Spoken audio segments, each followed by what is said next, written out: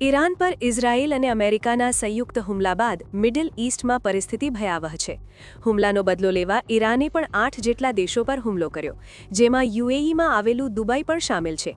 આ હુમલામાં ખાડી દેશોમાં રહેતા અન્ય દેશોના નાગરિકોની સાથે સાથે ભારતીયો પર પણ મોટું જોખમ ઊભું થયું છે. ભારત સહિત વિવિધ દેશો પોતાના નાગરિકોને મિડલ ઈસ્ટમાંથી બહાર લાવવા માટે પ્રયાસો કરી રહ્યા છે.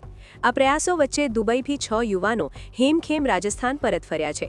રાજસ્થાનના બિકાનેરના આ 6 યુવકો કોઈ કામકાજ અર્થે દુબઈ ગયા હતા. દુબઈથી સુરક્ષિત રીતે વતન પરત ફર્યા બાદ તેમના પરિવારોમાં ખુશી છવાઈ હતી. એટલું જ નહીં, પરત ફર્યા બાદ તેમણે પોતાની આપવીતી વ્યક્ત કરતા એ ડરામણી હકીકત જણાવી જે તેમણે પોતાની નજરે જોઈ હતી. સાંભળો એ આપવીતીને. कंटिन्यूसली मिसाइल्स आने लगे और हमारे बिल्डिंग के सामने कम से कम 3 से 4 डिस्पोज हुई और एकदम पास में गिरा, एक होटल के ऊपर भी गिरा.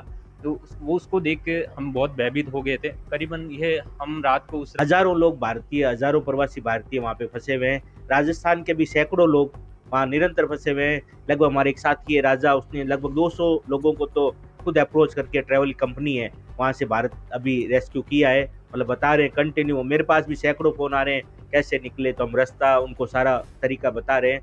बाकी अब भगवान ही सबका सपोर्ट करे, या बाकी अब भगवान ही सबका सपोर्ट करे. या મિસાઇલ્સના અવાજ, દોડાદોડ, ભયનો માહોલ. આવી સ્થિતિ વચ્ચે આ ભારતીય નાગરિકો ઓમાન પહોંચ્યા હતા. ત્યારબાદ ત્યાંથી ગોવા અને દિલ્હી થઈને વતન બિકાનેર પરત ફર્યા હતા.